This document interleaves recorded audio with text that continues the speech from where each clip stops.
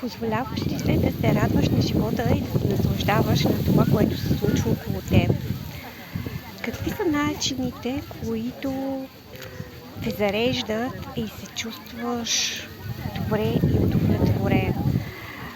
Аз лично обожавам морето, обожавам водата и лятото се старая всяка неделя да съм на плаж и да отделя това време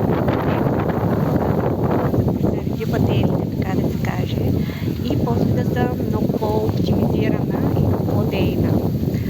А, когато си позволяваме да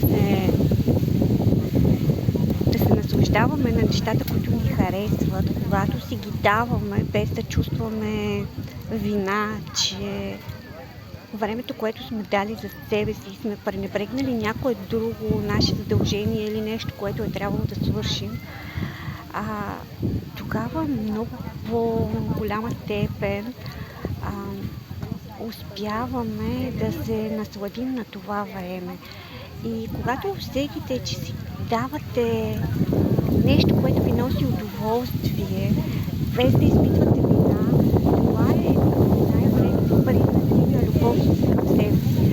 Защото когато си даваме време за почивка, екскурзия или дори нещо сладко, каквото и да е, и си мислим, че е любов към себе си, в същото време изпитваме вина за това нещо, това не е признак на любов към себе си.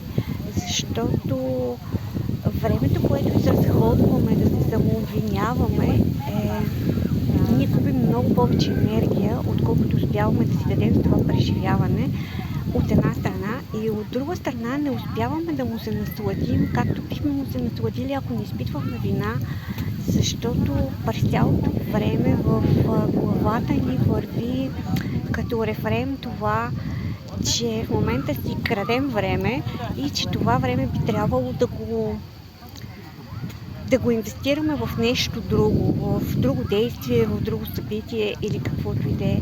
Как протича при вас този процес? Лесно ли ви е да отделяте време за себе си или имате много съпротиви и поставяте членовете от семейството си на много по-предни позиции от самите вас?